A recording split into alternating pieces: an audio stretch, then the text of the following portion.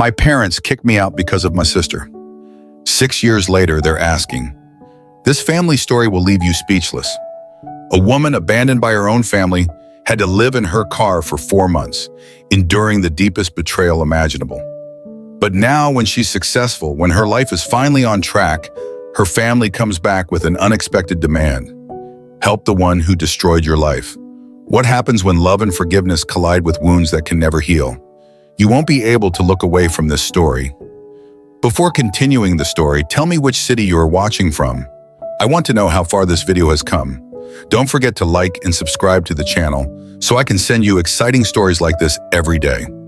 I, 32F, am currently in charge of significant commercial development projects around New England as a successful architect at a prominent Boston firm.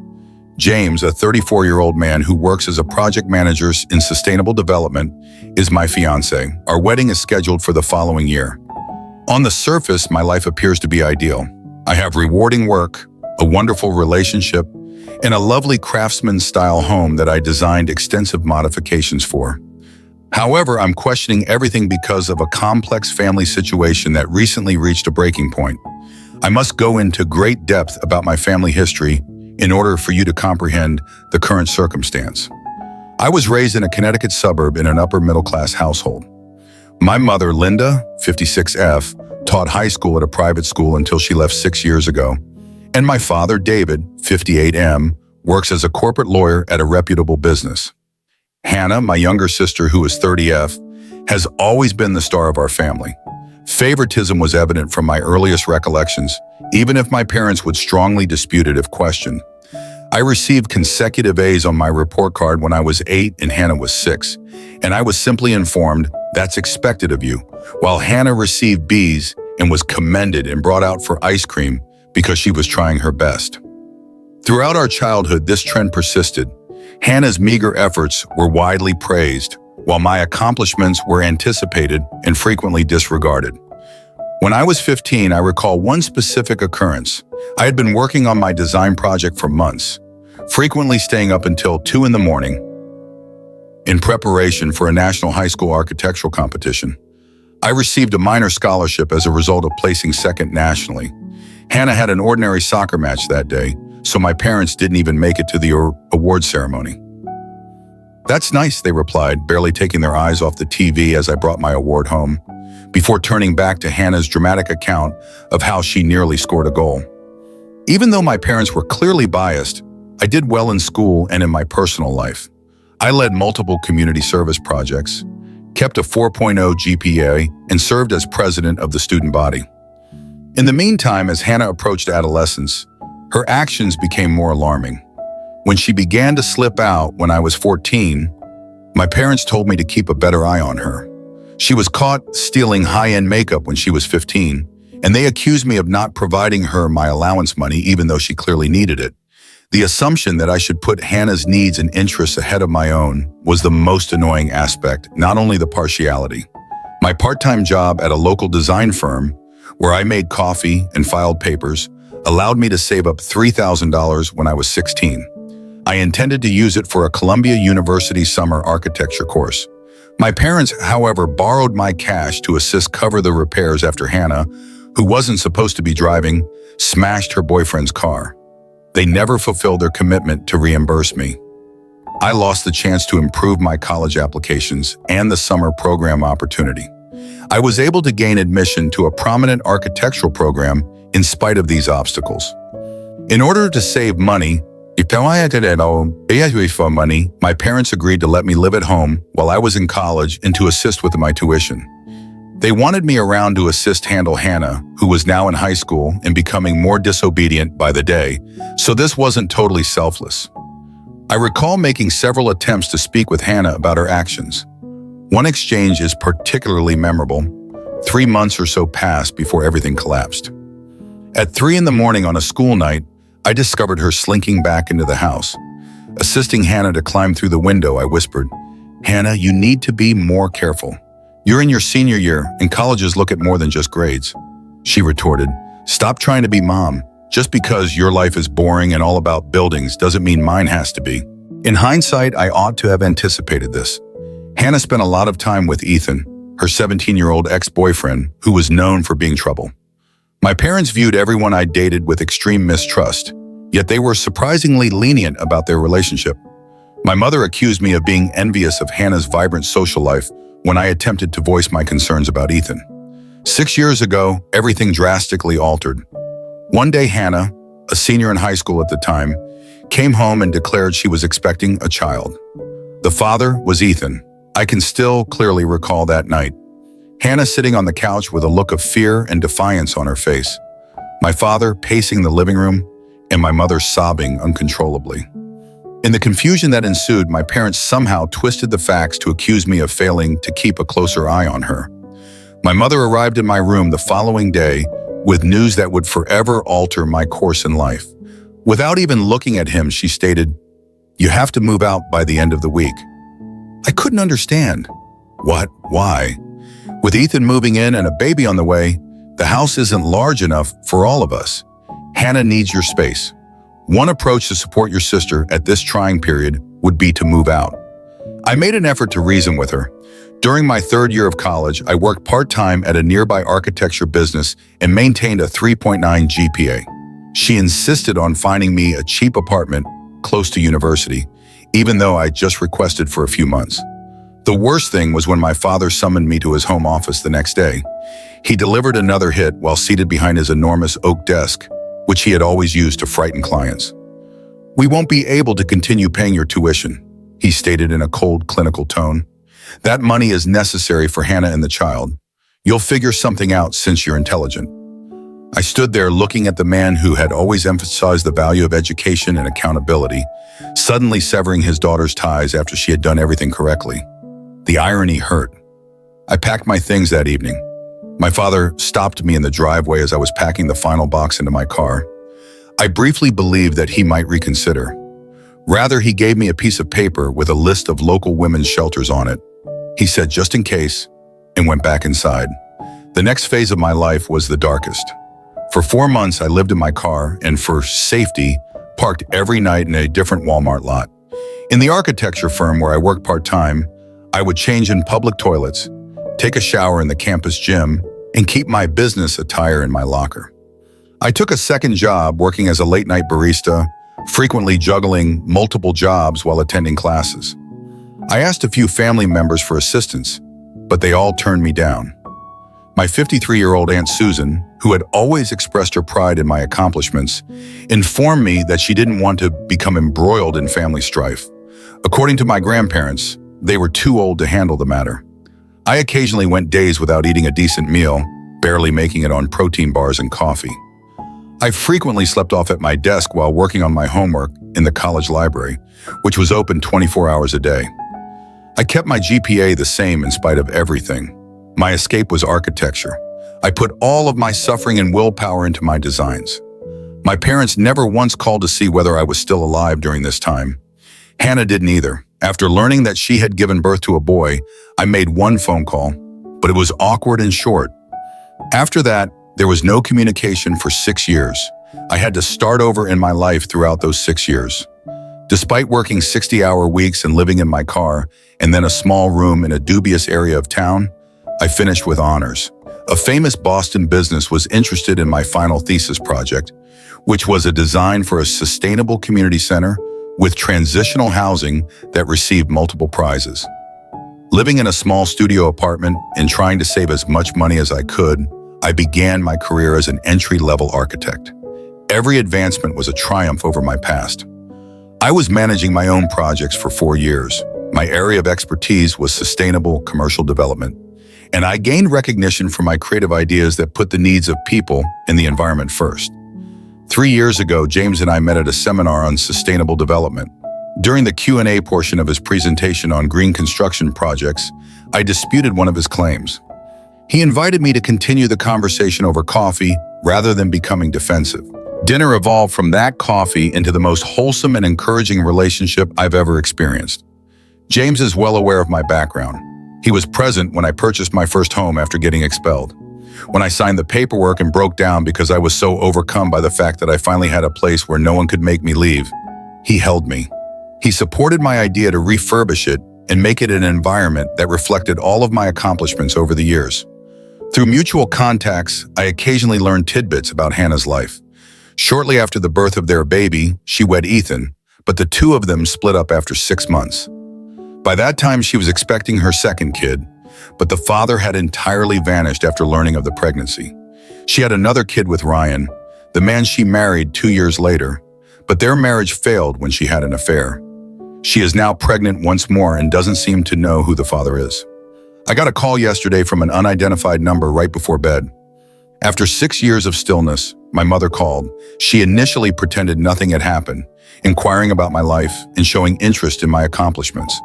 I briefly felt like that young child again, excited to tell my mother about my achievements. I even began to tell her about my recent promotion to senior architect and my engagement. Then she revealed the true reason she had called. In order to assist Hannah and her kids, my parents want me to return to Connecticut. They say they're too old to care for 4 small children, and my father will shortly be retiring. They even had the gall to claim that, as the successful sister, it is my duty to support the family. My mother said, "You've always been the responsible one," with that cunning tone I so vividly remembered in her voice. Now more than ever, Hannah needs her big sister. Family must remain united. A chilly chuckle erupted within me. Family have to stick together? I said it again. When I was sleeping in my car, where was this family? When I was barely eating and working 2 jobs? When there was nobody for me to turn to? I went on despite my mother's attempt to stop me.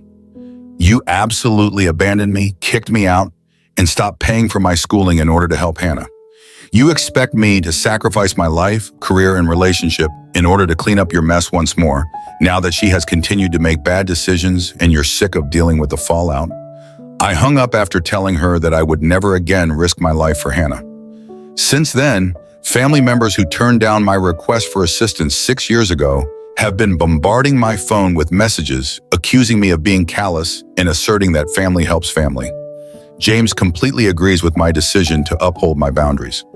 But other people argue that since they are still family and retaliation won't mend old hurts, I should at least have a meeting with them.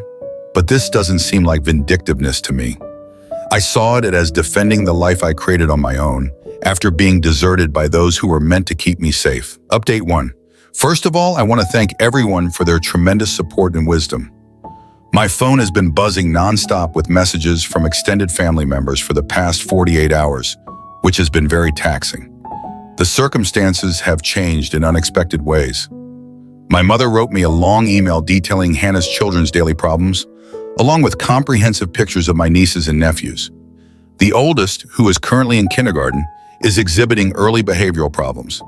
The second child's health issues necessitate regular medical care. Another is on the way, while the third is still a toddler.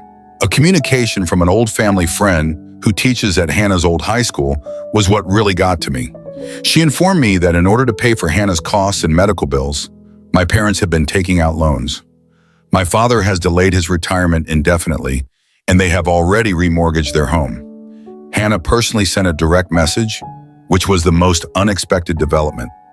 She reached out for the first time in 6 years, not to apologize, but to let her big sister know that she had changed and needed her.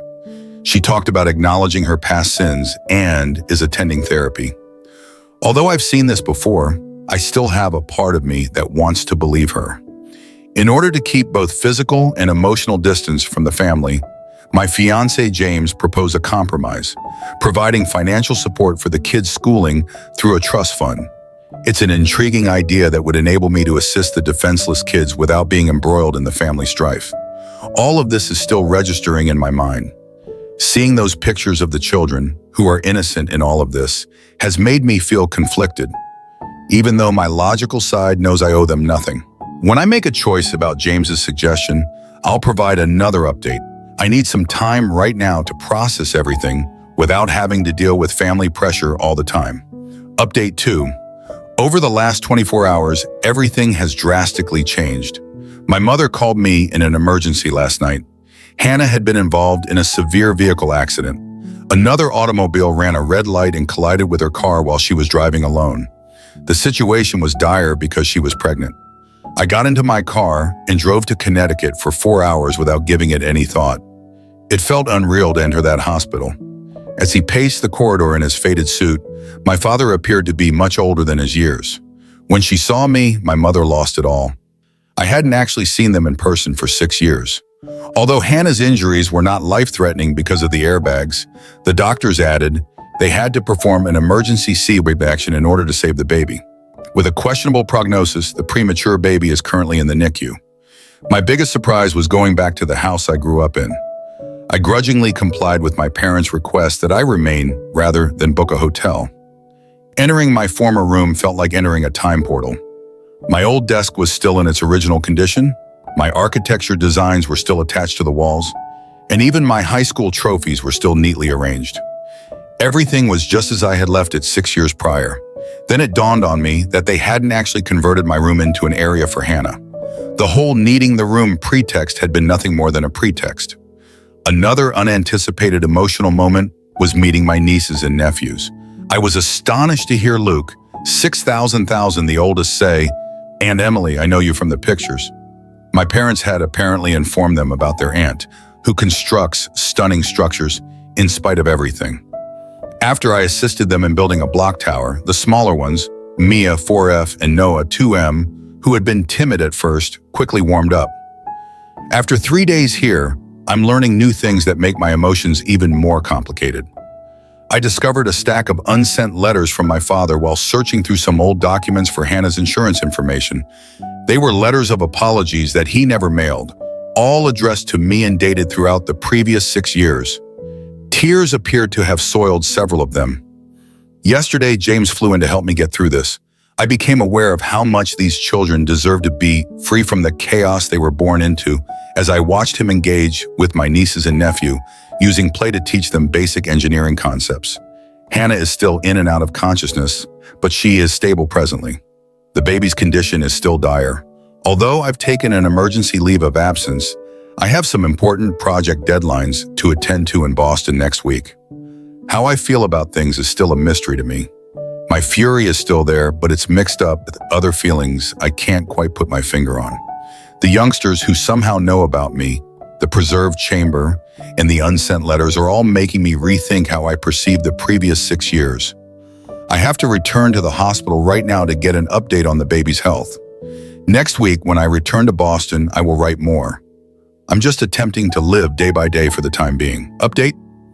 After spending another week in Connecticut, this time with James, I just got back to Boston. It was a complex experience. Hannah asked me to invite him expressly because she wanted to meet the person who makes her sister happy. The dynamics were revealing and unpleasant. I made a startling discovery while we were there. I discovered years' worth of Hannah's treatment records while assisting my mother with organizing some medical paperwork. My parents never disclosed to me that she had been dealing with bipolar disorder since she was in her teens. Manic episodes occurred at the same time as the numerous pregnancies and relationship problems. This information adds another level of complexity to the process, but it does not justify the way they treated me. The most pivotal event occurred when I spoke with Hannah privately in her hospital room. She was more lucid than I had seen her in years, most likely as a result of taking her medications as prescribed following the accident. She acknowledged that even in high school, she had envied my success and security. "You made everything look so easy," she stated, and I felt like the family disappointment in comparison. Neither of us missed the irony. James's presence proved to be quite important. I was too deeply invested to notice what he saw. One evening at supper, he pointed out that my father was unable to look me in the eye, displaying signals of intense embarrassment instead of the apathy I had always imagined. Additionally, he saw my mother's tense tendency to begin statements and then stop them quickly, seemingly out of fear of saying the wrong thing. The children now play a big role in my emotional equation. Luke, 6,000, my oldest nephew, showed me his architectural drawings, which were sloppy but sincere attempts to replicate images of my work that my parents must have shown him. When the younger ones, Maya, 4F, and Noah, 2M, begin referring to James as uncle, it has a deeper impact on him than he anticipated. The infant will need to remain in the NICU for at least another month, although her condition has stabilized. My parents have been sleeping in the waiting area on shifts, refusing to leave their grandchildren alone, according to a nurse who spoke to us during one of our hospital stays. They appear emotionally and physically worn out. I've made some sensible choices. A family therapist with expertise in intergenerational trauma is what I'm setting up. I've also discussed working remotely for a few days every month with my company. I haven't changed my mind about returning to Connecticut, though. I now live and work in Boston. On the way back to Boston, James and I had a lengthy conversation. His statement, "Sometimes the hardest part of healing isn't forgiving others. It's forgiving yourself for still caring," really resonated with me. I've been feeling bad about not being able to control my rage in its purest, protective form, so this really spoke to me. I have a crucial client meeting tomorrow, so I must concentrate. Strangely, at the moment, routine work duties feel both anchoring and inconsequential. After our first family therapy appointment, which is set for next week, I'll provide another update. Update 4, something important happened during my parents' trip to Boston last weekend, so I had to write this update. You read correctly. They traveled to Boston ostensibly to talk about important issues pertaining to the family situation. I initially consented to meet them in a neutral setting, a peaceful cafe close to the public garden. But they persisted in touring my residence because they claimed to be interested in learning more about my life. I reluctantly consented after speaking with James and establishing explicit guidelines on the length of their stay. It was surprising how they responded to my house. Normally stoic, my father broke down when he saw my architecture awards in my home office. However, their true purpose caught me completely off guard. They produced paperwork that demonstrated they had been covertly putting money aside for me ever since they expelled me. I've never witnessed my father sobbing so much in my life. He clarified that for 6 years, they had established a different savings account and contributed the amount equal to my college tuition each month. It has grown to a significant amount with interest. Their justification? They intended to leave it in their will because they were too embarrassed to deal with me personally. A fierce confrontation resulted from this revelation. I let out years' worth of suppressed rage because I could no longer contain it. "Do you think money can fix what you did?" I yelled. I lived in my vehicle. I didn't eat. I tried to keep up my grades by working till I was worn out. My father then made a statement that really stopped me cold. "We don't expect forgiveness," he stated. "We just want you to know that your suffering has haunted us every single day." He then showed me his diary, which detailed all of my accomplishments that he had followed over the years via social media and professional networks. He mentioned my advancements, my first significant project, and even the Sustainable Design Prize I received the previous year. After sobbing quietly, my mother finally opened out about Hannah's past mental health issues. Evidently, they had observed similar behavioral tendencies in Hannah's early years, but disregarded the warning signs in favor of managing me as the stable child.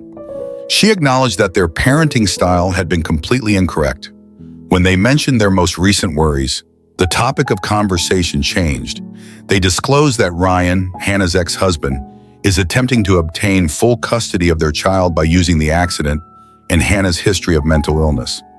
Just as she is beginning to stabilize with her new medicine regimen, they are concerned that this could lead to another breakdown.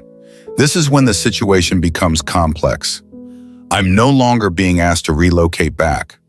Rather, they are asking me to assist them in locating a reputable mental health center in Boston for Hannah and the child after she is discharged from the NICU. In order to assist with the other children while Hannah receives the care she needs, they wish to sell their Connecticut home and relocate closer. James, who remained close by to provide assistance if necessary, subsequently made a significant observation. They're finally acknowledging their mistakes and trying to find actual solutions instead of just dumping responsibilities on you. I'm still taking it all in. Although the money they saved doesn't change the past, their persistent, covert efforts at making amends reveal a level of regret I hadn't previously thought of. My father's journal seems like a heartbreaking reminder of what might have been a father who was proud of his daughter's accomplishments, but was too embarrassed to say so out loud. To learn more about Hannah's custody dispute and what part, if any, I should play in it, I'm meeting with a family law lawyer tomorrow. Additionally, I'm looking into psychiatric hospitals that focus in postpartum mental health treatment. Regarding my assistance with Hannah's treatment plans, I have not responded to them. Although I have a strong desire to uphold rigid limits, I also acknowledge that this could be an opportunity for genuine, structural change in our family's dynamic. This time, with the right boundaries and expert assistance, things could be different. Once I've decided how I want to participate in these new developments, I'll provide another update. Update 5, I've made some decisions regarding my relationship with my family going forward after giving it a lot of thought and attending multiple family therapy sessions. Initially, in response to my parents' inquiry concerning Hannah's care, I assisted them in locating a respectable mental health and postpartum care center in Boston. I did, however, clarify that my participation would be strictly limited and professional. Although I will not be personally involved in Hannah's daily care, I was able to connect them with the resources they needed through my professional network. My parents' savings account has been transformed into a trust fund, of which I am the trustee for Hannah's children's education. This arrangement guarantees that the funds will be utilized suitably while upholding professional boundaries. James used his financial planning and contacts to assist put things up. I never imagined how my relationship with my family would change over time. I've developed a methodical approach to keeping in touch that safeguards my personal well-being, even if I won't be returning to Connecticut or taking on any caregiving duties.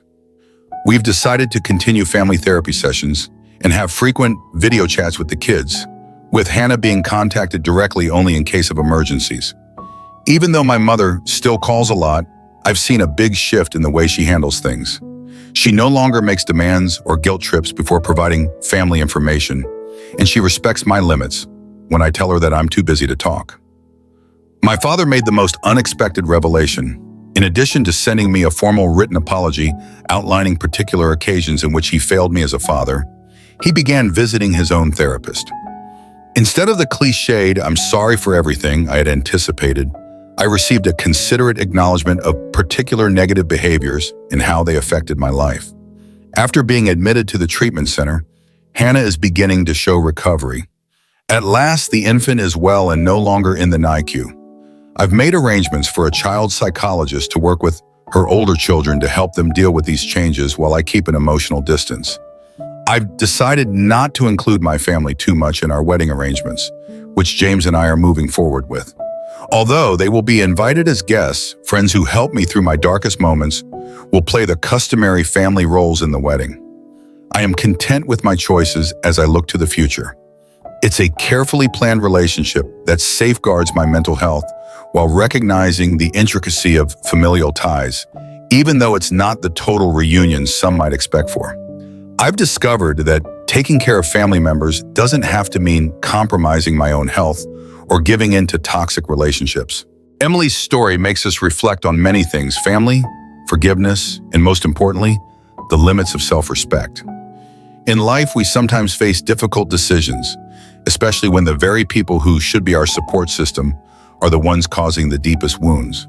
However, through Emily's journey, we see clearly that in order to move forward, to find peace and happiness within ourselves, we cannot hold on to wounds that will never heal. Sometimes, setting boundaries isn't about rejection or holding grudges, but rather about protecting ourselves from the tumultuous waves of the past.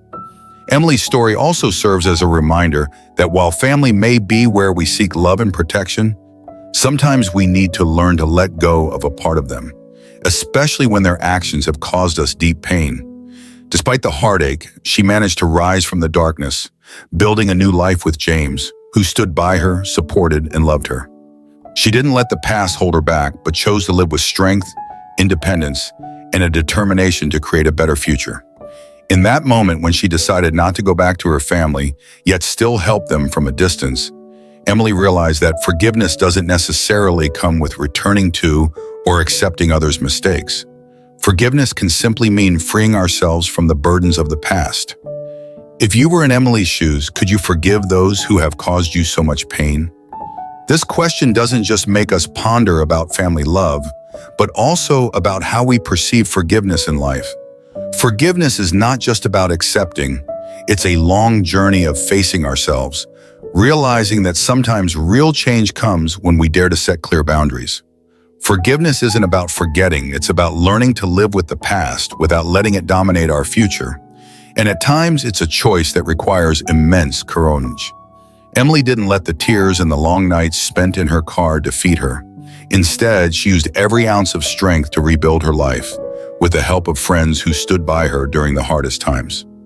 She proved that when we stay true to ourselves and live according to our values, whether with family or others, we can still find happiness and peace. And more importantly, Emily taught us that sometimes forgiveness isn't something we do for others.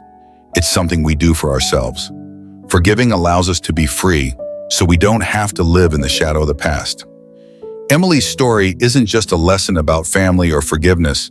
It's a lesson about resilience and strength.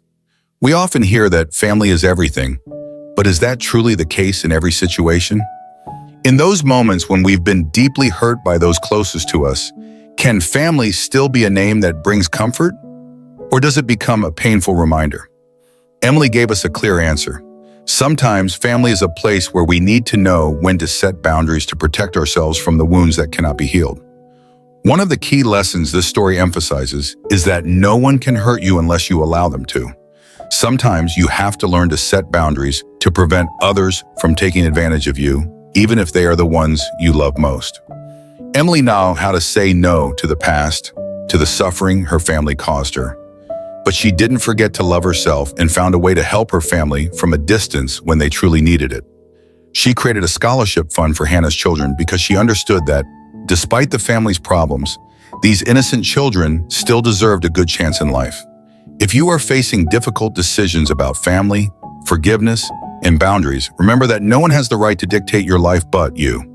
You can love your family, but you also need to know how to love and protect yourself. Forgiveness isn't always easy, but it's the way to free yourself from old wounds, to live a life of freedom, happiness, and meaning. Learn to set healthy boundaries and don't allow anyone, whether family or anyone else, to hurt you again. Emily's story is proof of the strength and resilience of a person when facing challenges. Each one of us has the right to create a new life, a different future, as long as we dare to step away from the past and embrace the opportunities ahead. If you resonate with this story, if you feel that the words shared here can help you find the light during your difficult times, don't forget to subscribe to the channel to stay updated on more inspiring stories that can help you overcome challenges in life. Remember, everyone has the right to live the life they want, with freedom and autonomy. And when you feel ready, dare to walk your own path, even if the road ahead may seem uncertain, full of challenges or obstacles. Ultimately, what matters most is that you have learned how to love yourself and live according to your values. Stay true to yourself, because only you can decide your life.